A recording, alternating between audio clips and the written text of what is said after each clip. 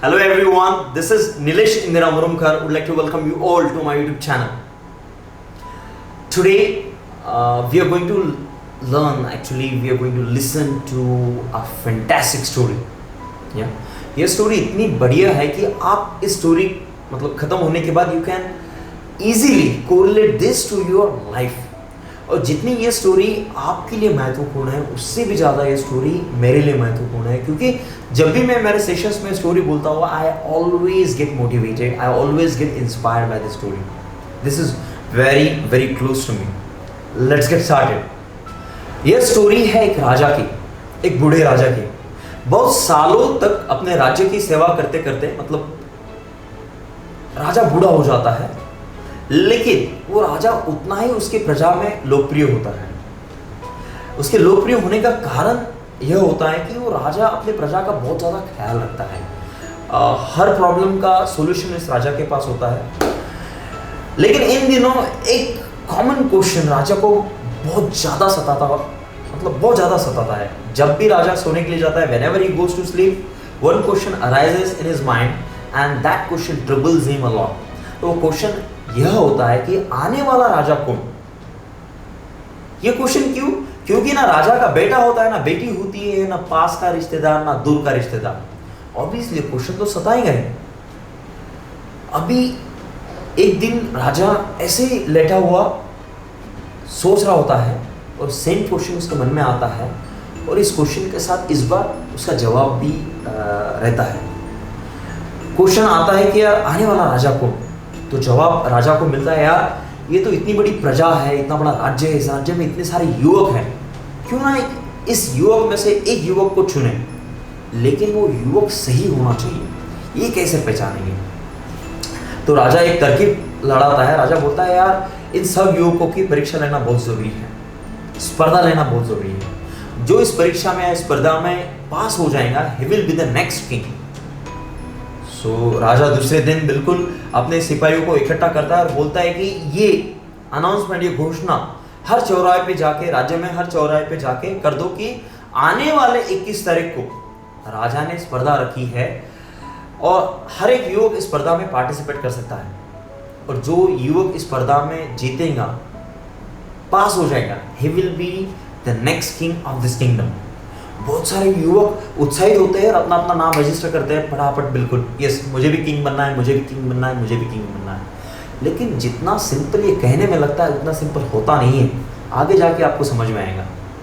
आने वाले 21 तारीख को पैटर्न क्या है इस स्पर्धा का पैटर्न यह है कि इन सब युवकों को एक जगह से दौड़ लगानी है दूसरे जगह तक, दूसरे एंड तक.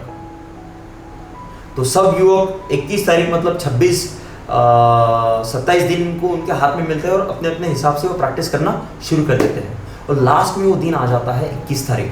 21 तारीख को 9 बजे सवेरे दौड़ लगानी है, लेकिन 21 तारीख को सवेरे 6:30-7 बजे से लोग वहाँ पे उस जगह पे इकट्ठा होना शुरू हो जाते हैं, क्योंकि उनमें भी उत्साह है कि हमारा नया किंग कौन होगा. तो फिर 9 बजे एक सिग्नल हो जाता है. सब जो युवक होते हैं उस ट्रैक पे खड़े रहते हैं और सिग्नल होता है 1 2 3. जैसे 3 की गिनती होती है, सब युवक दौड़ना शुरू कर देते हैं. अपने अपने हिसाब से बहुत जोर से दौड़ना शुरू कर देते हैं. जैसे दौड़ना शुरू कर देते हैं, एक अंतर काटने के बाद दोनों तरफ, उस रास्ते के दोनों तरफ, उस ट्रैक के दोनों तरफ 2 दुकानें रहती है. और वहाँ पे एक पोस्टर लगा हुआ है उस दुकानों का कि जितना चाहे, ये दुकानें मिठाई की है, दुकानें खाने की है, जितना चाहे आप मर्जी, आप यहाँ पे खाना खा सकते हो और यहाँ से खाना अपने घर पे भी लेके जा सकते हो. बहुत लोग सोचते हैं इतना स्वादिष्ट खाना मैंने तो आज तक नहीं खाया है, चलो खा लेते हैं. तो बहुत सारे युवक उस ट्रैक में से उतर जाते हैं और खाना खाने के लिए चले जाते हैं. और बाकी के युवक अभी भी दौड़ रहे. कुछ और अंतर काटने के बाद रोड के दोनों तरफ फिर से 2 दुकानें पड़ती है. वो दोनों दुकानें राजा ने लगाई हुई है और वहाँ पे पोस्टर भी लगा हुआ है. ये दुकानें रहती है चांदी की, वहाँ पे पोस्टर लगा हुआ है, यही अपॉर्चुनिटी है, ये दुकानें कुछ ही देर के लिए खुली है, आप इसी वक्त इस दुकान में आ सकते हो और जितना चाहे चांदी घर पे लेके जा सकते हो. तो बहुत सारे युवक दोनों तरफ निकल जाते हैं, जैसे हो सके वो चांदी समेटना शुरू कर देते हैं। कोई पहले फ्रंट पॉकेट में डालने की कोशिश करता है, कोई लेकिन वो पैंट के पॉकेट में डालने की कोशिश करता है, ट्राई टू लेकिन collect as much as they could. लेकिन बाकी के युवक अभी भी दौड़ रहे, बस रेस खत्म होने में ही होती है, वहां पे 2 और स्टॉल पड़ते हैं। ये 2 स्टॉल और वहां पे पोस्टर में लिखा हुआ है it is a treasure house. यहाँ पे सोना, लेकिन वो हीरे जवाहरात चाहे जितना महाराष्ट्र की तरफ से लगाया गया है, अभी इसी वक्त अगर आप इसको लेना चाहते हो तो यही सही मौका है। इसके बाद ऐसा मौका नहीं आने वाला है। You must come and take this opportunity, grab this opportunity. Almost हर एक युवक अभी दोनों तरफ मुड़ते हैं और अपने अपने हिसाब से जितना सोना समेट सकते हैं उतना समेटते हैं और घर चले जाते हैं। लेकिन रहता है एक युवक जो लास्ट तक रहता है, टिका रहता है, अपनी दौड़ कंप्लीट करता है। जैसे ही दौड़ कंप्लीट करता है, राजा ये सब स्टेज पे से देख रहा है, वो युवक स्टेज पे जाता है क्योंकि अभी उसको पता चल गया है कि मैं राजा हूं, या और बस किंग अपना क्राउन जो है, मुकुट, वो उस युवक को पहनाने ही वाले हैं। तो राजा के मन में एक प्रश्न आता है। राजा उसको पूछता है युवक को, यार पहले मिठाई खाने की दुकान आई, बाद में फिर चांदी की दुकान आई, बाद में फिर सोने की दुकान आई, तेरा मन इतना सा भी नहीं किया कि यार मिठाई खा लेते हैं, फिर चांदी घर पे लेके जाते हैं, फिर सोना पूरा जितना समेट सकते हैं उतना घर पे लेके जा सकते हैं, तेरे मन में इतना सा भी सवाल नहीं आया? ऐसी क्या चीज थी कि तूने लास्ट तक इस रेस को अकेले कंप्लीट किया? जवाब इतना सुंदर उस युवक ने दिया। उसने बोला कि राजा, हाँ, जब मुझे मिठाई की दुकान दिखी या फिर खाने की दुकान दिखी, मेरा भी मन ललचाया। जब मुझे चांदी की दुकान दिखी तो मेरा मन इतना ललचाया कि बस मैं जाने ही वाला था, लेकिन फिर भी मैं टिका रहा। लास्ट में रेस खत्म ही होने वाली थी, 2 और स्टॉल दिखी दुकान, वो तो ट्रेजर हाउस था।